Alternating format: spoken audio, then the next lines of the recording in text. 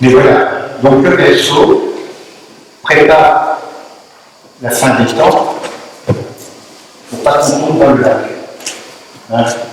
Donc le Verseau prépare la clôture, ça c'est la 12e maison, mais le Poisson veut dire c'est le courage. Le courage de terminer ce qui demande à être terminé. C'est un des aspects du Poisson.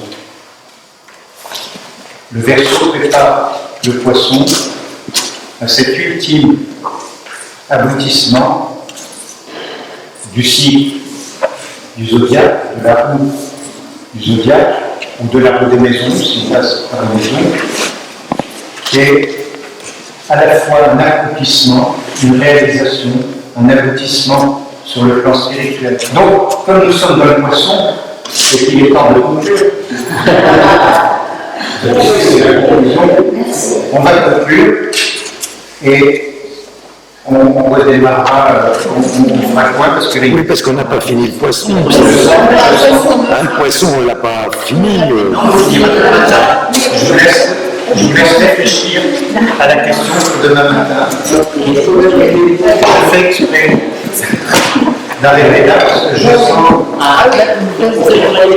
sens que... Oui, on arrive au Poisson.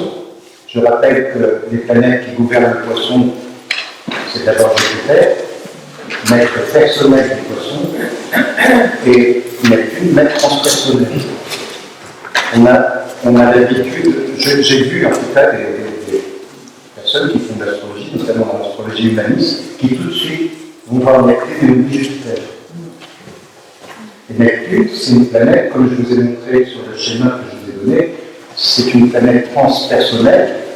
Elle est certes présente en nous, comme toutes les énergies sont présentes en nous, mais au départ de la vie, tant qu'on n'a pas une personnalité plus ou moins intégrée, en tout cas tant qu'on n'est pas éveillé, eh bien, on n'a pas accès de manière consciente à Neptune.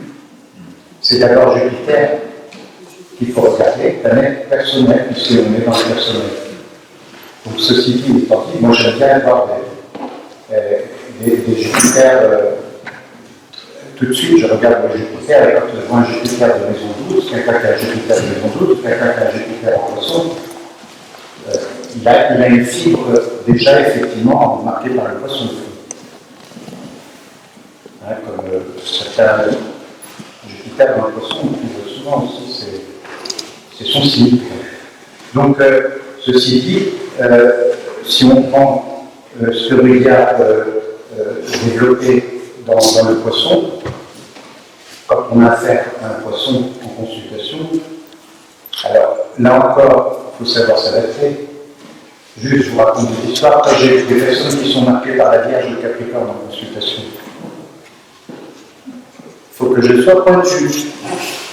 Quand je dis pointu, ça veut dire la Vierge, le Capricorne, il faut que je sois écrasé. Sinon, ils vont dire le taureau. Ils vont me dire, ouais, mais là, qu'est-ce que tu veux dire? Exactement. Oui, mais qu'est-ce que tu entends par là? Bon, donc, je m'adapte, moi qui suis un poisson quand même, et j'essaie d'être écrasé. J'utilise mon incendiaire, justement. Je fais une consultation avec un poisson en Neptune. Là, on ne se pose pas de questions. C'est sans limite, si on peut dire. On passe d'un truc à un autre, parce que moi, le travail que je fais en consultation, c'est un entretien. Que ce soit l'ascendant ou le soleil en Poisson? Est-ce qu'il y a que ce soit l'ascendant, soleil, ça dépend des personnes. C'est ce qui va se dégager de la personne qui avait, que ce soit l'ascendant, soleil en Poisson, que ce soit quelqu'un qui a un Neptune très fort, quelqu'un qui a un appel en Poisson, etc. Et là, le Mars en Vierge, on est parti dans tous les sens. Est-ce que justement, c'est pas aider, par exemple, le Poisson, de lui mettre des choses beaucoup plus précises, vierges, plutôt que d'aller dans son sens. Non, alors ça c'est quand on m'enseigne quelque chose. Mais un poisson, c'est des gens qui font pas d'astrologie, si tu veux, la plupart du temps. Ils travaillent dans le ressenti. Bien sûr, on va dire que le défi du poisson, c'est le discernement. Je vais travailler au-delà de ce que Rudyard dit dans Triptyque astrologie sur des aspects complémentaires, comme par exemple, le poisson a tendance à prendre en charge, c'est Merteresa le poisson, il a tendance à prendre en charge des personnes qui ne lui ont rien demandé, qu'il veut sauver, c'est le sauveur, le poisson. Il veut sauver.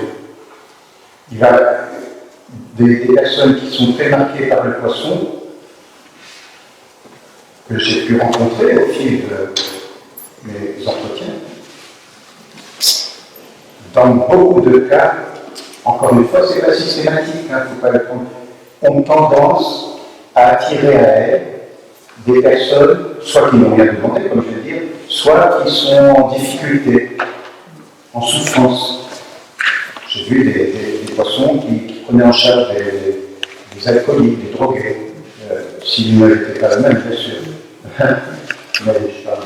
Voilà. Et donc là, le problème qui se posait dans leur vie, et c'est la réponse à la question pour laquelle ils viennent en consultation, c'est comment sortir de cette dépendance. Alors on appelle ça maintenant codépendance. Hein. Je crois que c'est Maria Coquetti qui avait écrit des livres là-dessus sur la codépendance. Donc il y a cette tendance-là, quand un poisson vient, automatiquement, ou un aspect du poisson, automatiquement, on va être sûr qu'il est quand il est au niveau premier, dans la fusion, dans la confusion. Donc c'est là que le discernement de la Vierge va être nécessaire. C'est là qu'il faut l'éclairer pour lui montrer les choix qu'il a à faire, non plus sur un plan uniquement poisson affectif, émotionnel, voire sentimental. Je dis que les poissons non intégrés, évidemment, les médiniens, ont un sentimentalisme larmoyant. Et ce dont je vous parle, c'est, encore une fois, je le répète peut-être, mais c'est l'expérience de la consultation. Ce n'est pas uniquement de la théorie des livres. Donc, Rudyard dit, le poisson, c'est la fin d'un cycle. C'est la fin d'un cycle de 12 mais ça va être pareil pour les maisons, mais en tant que maison, mais c'est la fin d'un cycle, effectivement, le cycle qui a commencé au bélier, et le poisson a du mal à terminer quelque chose, parce qu'il est attaché. Les images que je prends du poisson aussi, que j'ai souvent, et si j'en parle, c'est parce que je le connais bien aussi, c'est que on le sort par la porte et tombe par la fenêtre. Hein? Ou bien, il est tellement attaché qu'il a du mal à se détacher, ou la fusion, la confusion et tout ça. Je lui dis, prends une poêle Tefal, c'est sûr que ça va pas attacher. Mais quelque part, c'est un peu cette image-là qu'il faut prendre. Mais je l'ai dit vraiment, quoi. Pourquoi? Une poêle Tefal. Une poêle Tefal. Donc ça tâche pas. Mais le bélier, est-ce qu'il termine ses projets? C'est pas la même chose alors? Non, c'est pas pareil. Le bélier lui est animé par le fait qu'il prend des initiatives, qu'il entraîne les autres, et une fois qu'il a pris il passe à autre chose. Quoi. Parce qu'il sait que ça va se faire. Parce qu'il sait que ça va se faire avec l'équipe. Tandis que le poisson, il n'arrive pas à terminer. Alors, il a dit le courage de terminer quelque chose. Et moi, en tant que marqué par le poisson, terminer quelque chose, bien, vous voyez les contradictions, la complexité de ce que nous sommes. Je suis un Verseau, je suis un Uranien. J'aime changer, j'aime découvrir, j'aime explorer de nouvelles manières d'être, de faire, de rencontrer des gens, tout ça, j'adore. C'est pour ça que j'aime bien les séminaires, justement, parce qu'à chaque fois, ça me... Mais je suis un poisson aussi, avec la lune en poisson. Donc, d'un côté, j'ai envie que ça change, et d'un autre côté, ben, je suis bien dans mon bain. Quoi. Une fois que le changement a été fait, il y a une routine qui s'installe, qui se met en place, et puis, poisson. Et j'ai du mal, moi maintenant, bien sûr, j'ai du mal. D'abord, il me faut un temps, Uranus est là, il faut changer, ok, je suis content, mon côté verso, la mer, mais il faut trouver, comme ici, il faut trouver la nouvelle main, il faut trouver une nouvelle manière d'être, de faire et tout ça. Vous voyez, la contradiction initiale qu'il peut y avoir entre. On est des sous-personnalités peuvent s'entrechoquer. Les poissons, c'est vrai ce que dit le gars quand ils nous disent qu'il a dit qui a tiré le poisson, justement. Martine. Dans la situation dans laquelle tu es. Dans la situation dans laquelle je suis, bah oui, il faut que je lâche, quoi. Voilà. Faut que je programme rien du tout et que je laisse courir, quoi. Et que j'aille m'installer dans la mer. Oui, mais si tu veux appliquer à ta situation, pendant toutes ces années, tu t'es occupé de tes parents. À Vichy. Ça a été un sacerdoce. Mais tu l'as fait parce que c'est ton dharma de le faire. Donc, pour le karma. Ça, pas de problème. Mais ça t'a pesé. S'occuper d'un frère qui perd la tête, ou d'une mère. Bon, vous savez, on a tous des parents, on s'en occuper. Parce que c'est le devoir d'un enfant de s'occuper des parents. Et ce qu'on oublie beaucoup dans notre société. Il y a un proverbe qui dit en Inde, les enfants, les parents éduquent les enfants et les enfants élèvent les parents. Et il y a une autre formule en Inde qui dit les parents nous ont mis au monde et nous on les amène à la mort, qui est un passage. C'est-à-dire notre naissance. C'est notre devoir, quelque part, surtout dans les traditions très judéo-chrétiennes, enfin chez les juifs par exemple, c'est l'aîné qui s'occupe des parents. Chez les hindous, c'est pareil. Donc, bon, tu as un frère qui est à Tahiti, donc c'est une histoire, mais il n'est pas là. Moi, mon frère, il était à Boulogne-sur-Mer, moi j'étais à Vichy, je m'occupais de ma mère, à l'image, je m'occupais de mon père. Et mon frère, il était à Tête. Il venait pour Noël, il venait. Et moi, je comprends ce que tu dis. Mais j'ai pris un grand plaisir, même si c'était un sacerdoce, comme tu l'as fait, de m'occuper de mes parents poissons. Voilà, poissons. Et après, il faut tourner la page quand ils sont partis. Tout d'un coup, après toutes ces années frustrantes par ailleurs aussi, parce qu'il y a des frustrations, toute chose, surtout quand il y a ce côté-là, eh bien, on était tellement dans l'histoire d'accompagner les parents qu'une fois qu'ils sont partis, bon, il y a encore des papiers à faire, et puis tout ça à faire, mais il faut tourner la page. Et ça, c'est le courage de terminer. C'est pour ça que tu as tiré le poisson. Tu es d'accord? Tout à fait. Et ça va te permettre, le poisson, de renaître dans un nouveau cycle, ce que tu t'apprêtes à faire. Le poisson, c'est un signe mutable, c'est un signe entre deux eaux, c'est l'océan qui n'est pas toujours pacifique, et un poisson comme Victor Hugo, maître de littérature, celui qui m'a mis la puce à l'oreille, si je puis dire, quand j'avais 10 ans, en lisant Les Misérables, qui est mon idole. J'ai toute la collection de Victor Hugo, je l'ouvre de temps en temps. Il a écrit un poème qui s'appelle Océanonox. Il disait le poisson qui était Victor Hugo. Dans la préface au tableau d'Angiberté, je dis bien que le poisson qui était Victor Hugo, les universitaires qui l'encensent, on lui donne place Victor Hugo, que Victor Hugo, dans tous les livres de Victor Hugo, que Victor Hugo. C'était un homme politique aussi, d'accord. on avance sur son temps, voilà un poisson. Bon, il n'y avait pas que le poisson, il y avait Pluton dans son thème aussi, hein, et du scorpion. Mais c'est un Européen convaincu, il a milité pour l'Europe unie, Victor Hugo, mais les universitaires, et c'est ça aussi un des aspects du poisson, qui lui rendent hommage en quelque plus, oublient que Victor Hugo était un être d'une grande spiritualité. Il a écrit des textes sur les auteurs Michel, mais ça, il n'existe pas.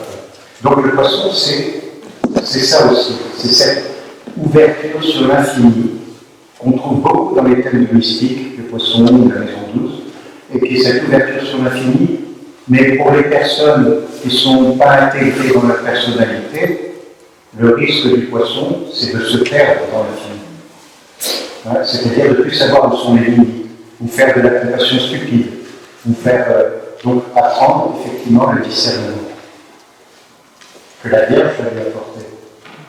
Mais on verra que aussi bien le poisson,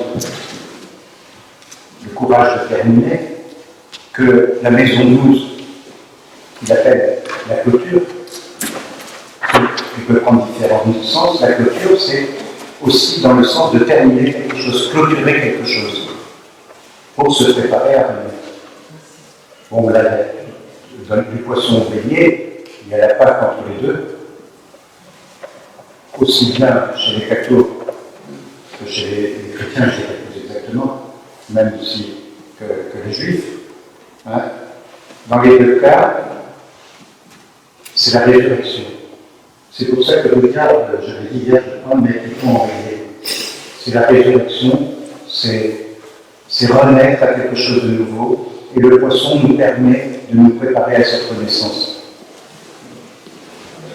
Chez les Juifs, ce qu'on appelle Pessah, c'est-à-dire la Pâque juive, toujours la Pâque juive, qui coïncide parfois, les deux coïncident en même temps, et puis parfois il y a un avant qui tombe en même temps.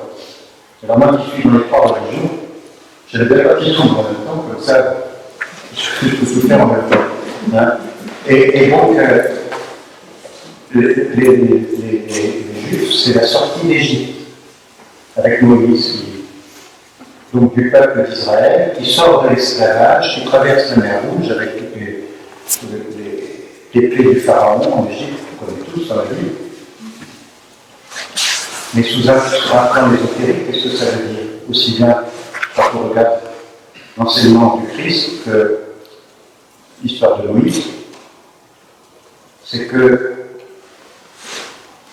l'Égypte, tel qu'on le voit dans la Bible, c'est en nous. Nous sommes des esclaves. Et sortir d'Égypte, c'est sortir de notre ego et d'aller vers la terre promise. Et Moïse, c'est comme Krishna dans la bataille de Kurukshetra, dans le Bhagavad Gita, qui dit à Arjuna, il faut aller se battre. Et bien Moïse, il conduit son peuple, c'est-à-dire nous, notre peuple intérieur, vers la libération. Ça, c'est dans la Kabbale, tout ça. Et l'approche ésotérique des enseignements de la Torah et des enseignements de... Donc, le Christ a fait la même chose sous un autre angle, sachant que le Christ est né juif et mort juif. Enfin, de toute façon, il a été circoncis en plus. Donc, on peut oublier. Parce qu'il y a un écrivain portugais, Dos Santos, qui a écrit un livre vraiment intéressant sur tout ce que je suis en train de dire. Mais il écrit plutôt des livres policiers, c'est sous une forme policière, mais c'est très intéressant si vous lisez par rapport il y en a un sur le Christ, il y en a un sur Einstein et tout ça, c'est Dos Santos, il s'appelle.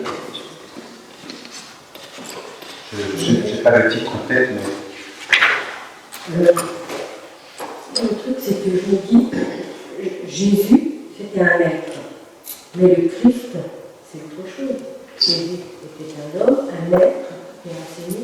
Mais le Christ, c'est différent. Oui, non, c'est différent.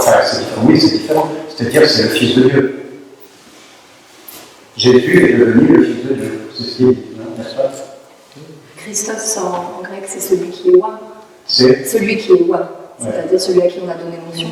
Donc tu as Jean-Baptiste qui fait un baptême d'eau, voilà. c'est l'eau, et ensuite Marie-Madeleine qui essuie les pieds avec les cheveux, qui met de l'huile, et par l'onction, il est reconnu comme ayant accédé au statut du Christ parce qu'il réalise en lui et il est à l'intérieur.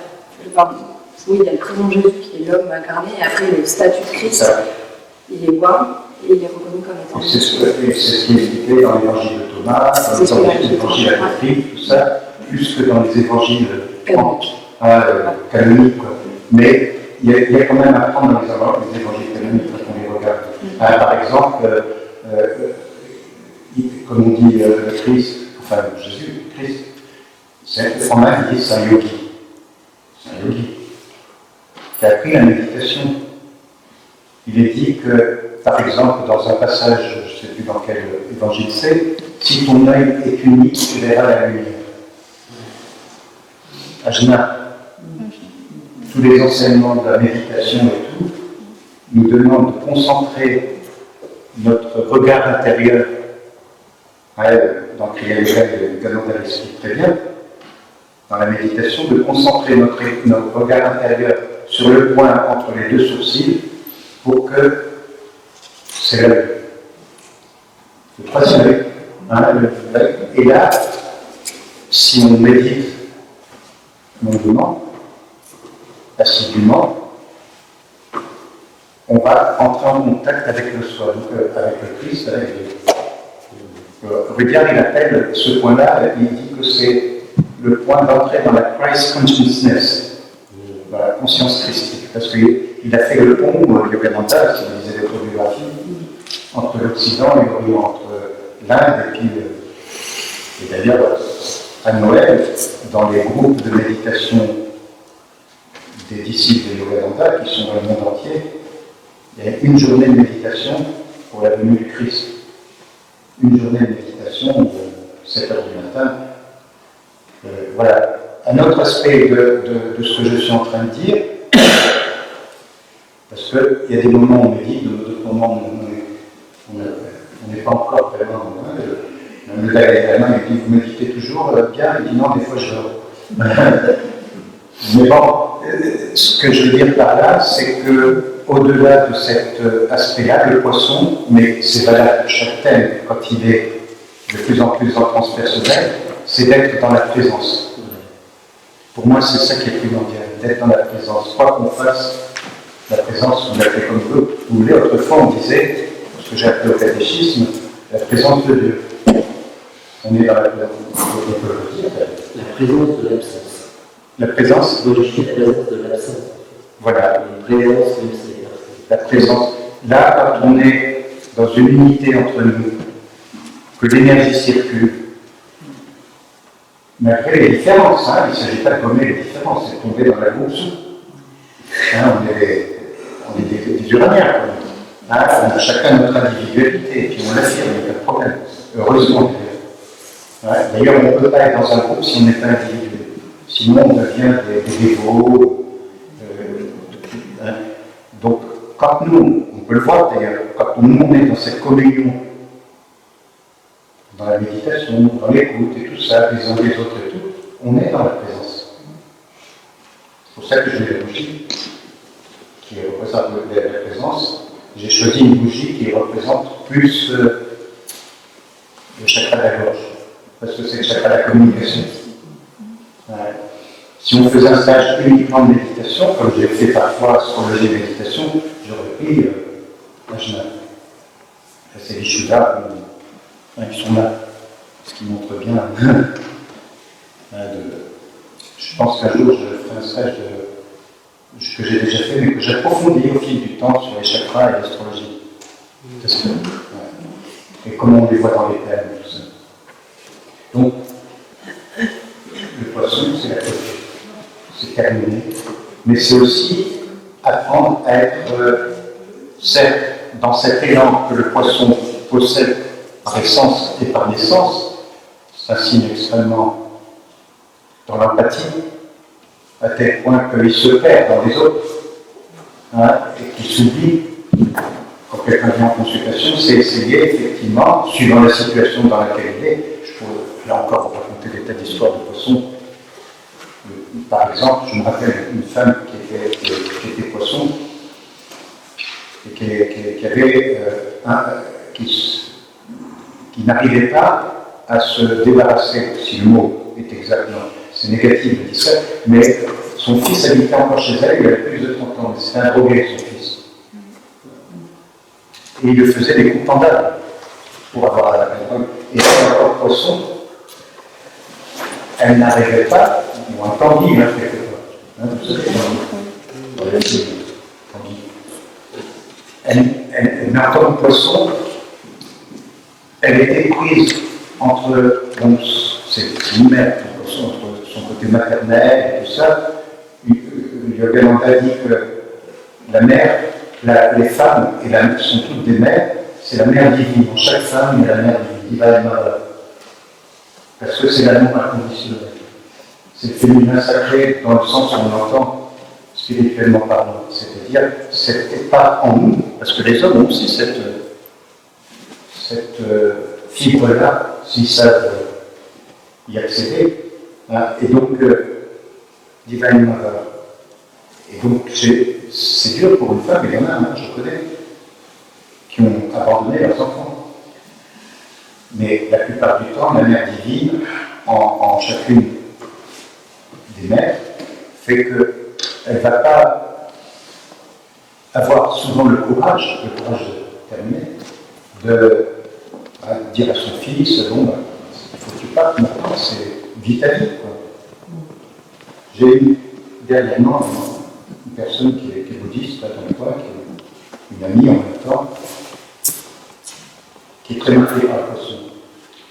Elle était infirmière. Poisson, Verseau poisson, la Vierge aussi dans son thème. Et d'un dévouement pour ses patients, et c'est parce que je l'ai eu comme infirmière au départ, mais elle restait le temps qu'il fallait pour s'occuper de son patient. Donc, dans tous les trucs où elle était, on lui disait, ben non, c'est pas possible, c'était pas rentable. Parce qu'elle restait 1 heure pour écouter ce que le patient avait à dire, sa souffrance, ses difficultés. Elle ne se contentait pas de lui faire sa picouse ou de le laver et tout ça. Donc, mais c'est une bouddhiste. Et là, dernièrement, elle est venue me voir en consultation. Et puis elle me dit, faut que je parte. Donc, tu vas aller à Dax. Parce que son fils est à Dax. Son fils a 40 ans, 42 ans. Il faut que j'aille m'occuper de mon fils. Je lui dis, mais je regarde son thème, poisson. Je lui dis, ok, j'essaie de voir, de lui dire, de bien réfléchir, quoi, parce que ici, elle a tous ses amis, elle a tous ses... de voir si c'est juste. Et je ne lui ai pas dit ce qu'il fallait faire. Mais la conclusion évidente qu'il y avait derrière, c'est qu'elle peut aller de temps en temps voir son fils, mais aller s'occuper de son fils qui a 40 ans, lui faire la popote, s'occuper de lui, tout ça, au détriment de sa propre vie à elle, je ne sais pas, est-ce que c'est juste, c'est pas juste, c'est à elle de décider. Suivant. Bon, moi je vais laisser. J'ai dit voilà, parce que je vois les choses, le poisson. Pour moi, le poisson, il doit apprendre à s'individuer. Et finalement, elle est partie à l'axe. Donc, je vais voir comment la suite va évoluer. Mais pourquoi? Parce que le lama avec qui elle travaille, il dit qu'il faut que tu ailles à l'axe. Donc, elle a préféré suivre son maître que ce que l'astrologie pouvait lui dire. Mais quelque part, pour moi, c'est là que c'est difficile en consultation de dire, hein, c'est difficile parce que c'est pas à nous de prendre la décision. Bien que l'on voit que si la personne va dans telle direction, surtout si elle est dans la compulsivité, et s'il y avait des gens qui étaient alignés, même s'ils sont dans la spiritualité, on le saurait, des gens éveillés, comme on dit, alors il y en a plein autour de nous, gens éveillés, ça veut dire qu'on ne pas rencontrer.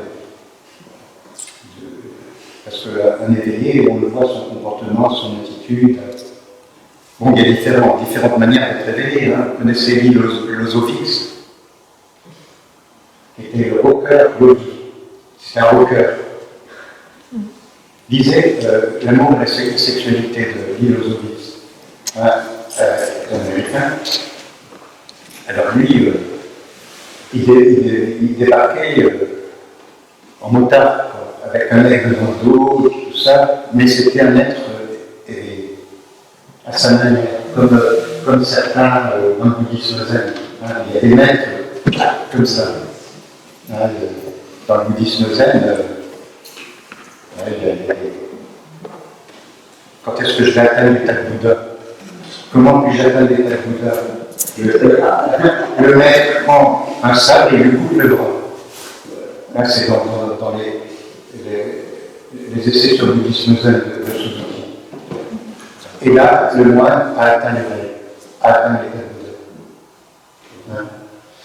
Leonard Cohen, il a été dans un monastère zen, quelque part en Californie, pendant 4 ou 5 ans. D'où les textes de Leonard Cohen, d'une profondeur extraordinaire. Ça, quand, moi je le connais depuis toujours, finalement, depuis le premier disque. Et il transmet tout ça, Leonard Cohen. Il était très marqué par la vérité, par contre. Hein? Mais il transmet tout ça dans sa musique, dans ses chansons, tout ça. Hein? Pour moi, c'est même à chaque fois, même si c'est en anglais. Hein? Alors, ceci dit, comme c'est un poisson, il avait confié la gestion de sa fortune. Bon, il en avait donné une partie au monastère zen, et puis pour ses enfants, il avait confié la gestion de sa fortune à un gestionnaire. Poisson. Et le gestionnaire, C'est tiré avec la c'est barré. un classique. Il s'est barré, il fait à 80 ans, presque 80, 70, 80 ans, il s'est retrouvé sans homme, avec des dettes et tout ça. C'est pour ça qu'à cet âge-là, il a recommencé à faire des concerts.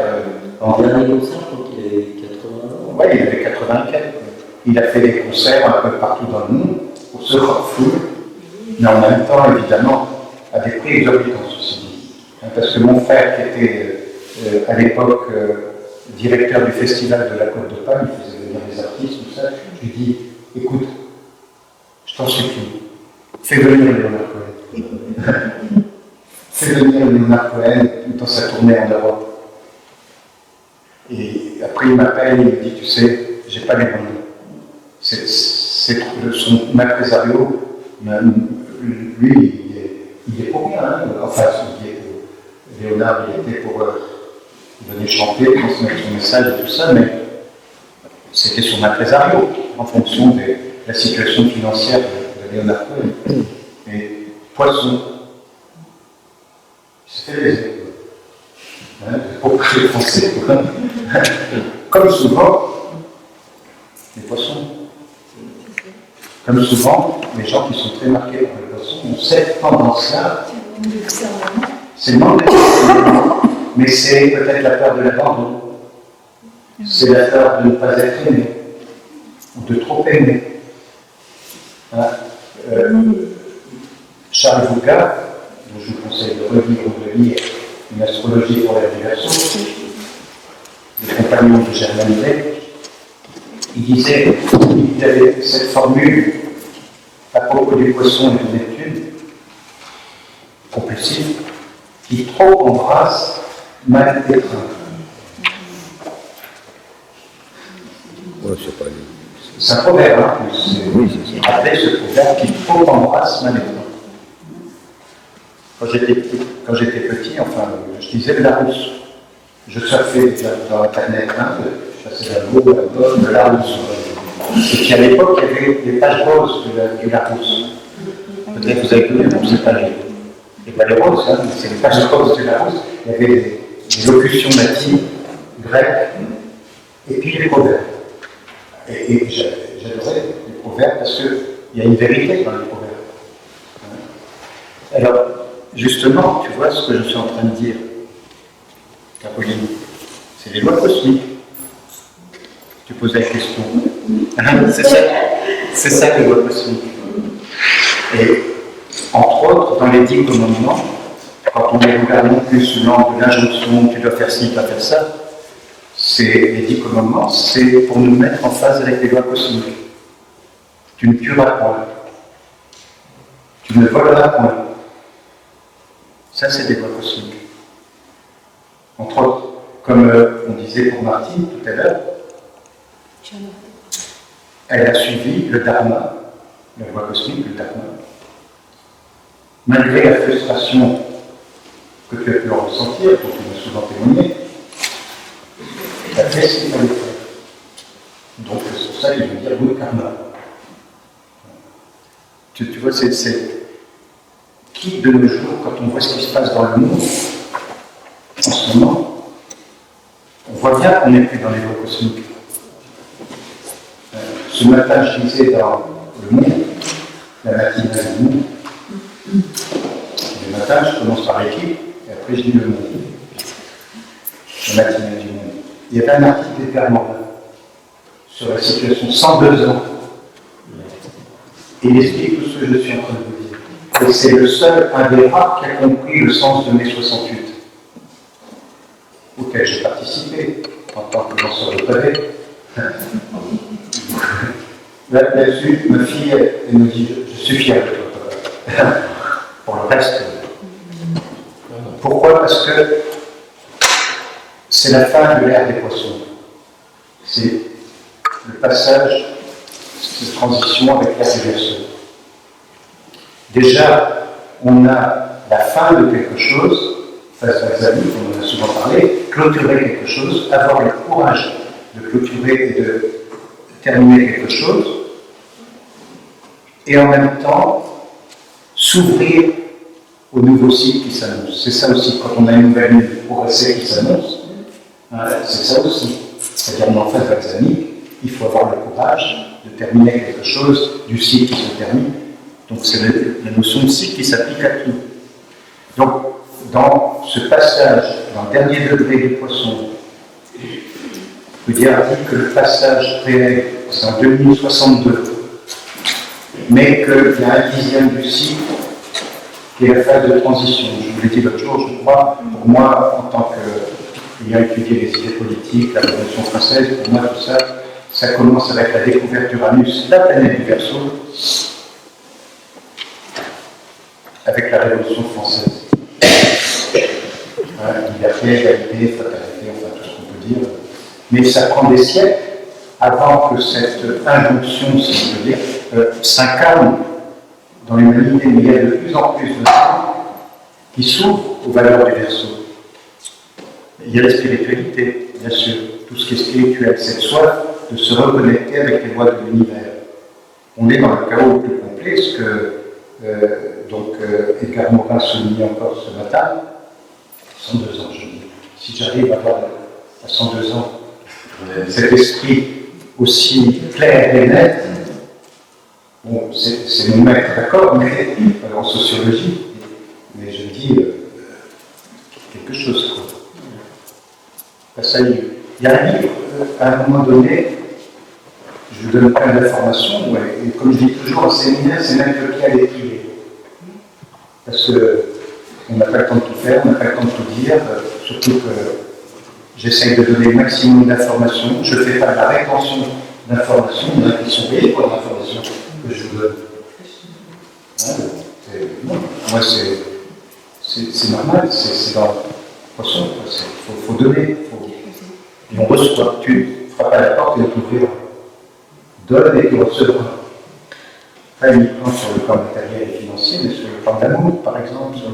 Donc, il y a un livre, si jamais vous mettez la main dessus, s'il est toujours édité, qui s'appelle, sous la direction d'Edgar Morin, que j'ai à la maison, bien, forcément, sur l'astrologie.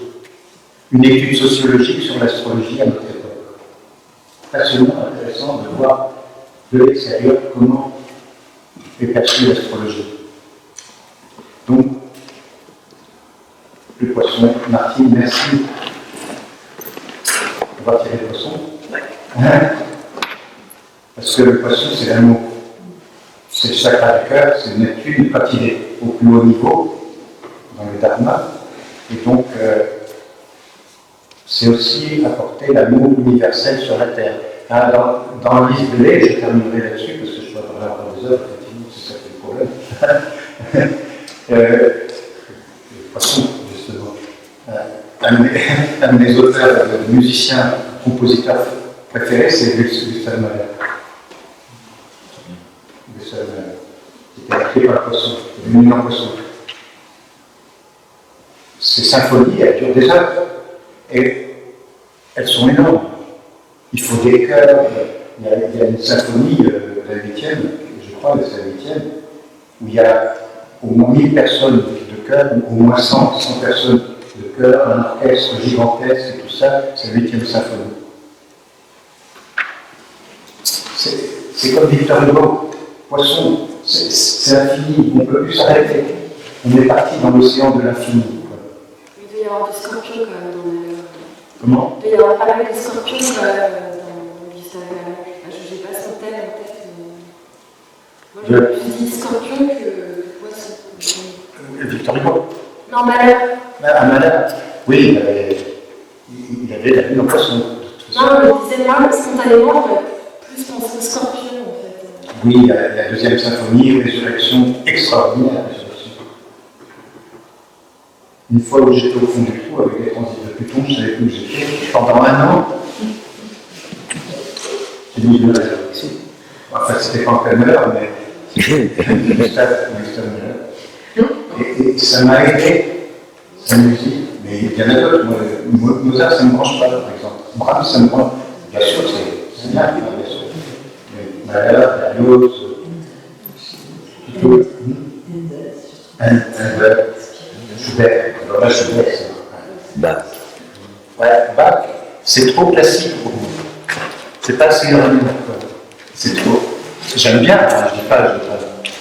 Mais Mahler, Debussy, Ravel, tout ça. Voilà. En France. J'aime beaucoup le Bach.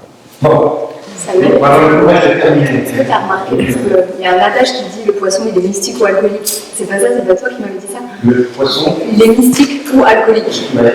Et est-ce que tu as remarqué justement que les gens qui sont. Parce qu'il y a un tel désir d'absolu, en fait, dans le poisson, est-ce que tu as remarqué, par exemple, je sais pas moi, si dans les thèmes de gens qui ont facilement basculé dans la drogue, ou en tout cas, est-ce qu'il y en a beaucoup qui sont très marqués par le poisson, en fait? Tout à fait. Ouais. Tout à fait. Tout à fait. Tu mets un point qu'on peut amener à ça, c'est que j'ai rencontré énormément de personnes marquées par la poisson, qui étaient droguées, ou alcooliques, ou qui dans tous ces trucs-là. Moi-même, je suis passé par cette étape-là. Bon, mais comme j'avais des maîtres qui me permettaient de... c'était des enseignements initiatiques pour moi. Pas la drogue, parce que je n'ai jamais touché à la drogue, mais tout ce qui touche, comme les Indiens d'Amérique, quoi. Hein, tout ce qui touche, je ne ferai pas l'astrologie que je fais, je peux vous le confier, si je n'avais pas eu une période pétard, quoi. et une période LSD, et puis une période de bœuf, quoi. Hein, mais je n'en ai pas touché depuis 30 ans maintenant. 30 ans. Non. C'est pas de la drogue. Non. D'ailleurs, quand j'ai des jeunes qui viennent et qui commencent tout de suite, je vois qu'ils fument, ils ne fument pas, ils boivent.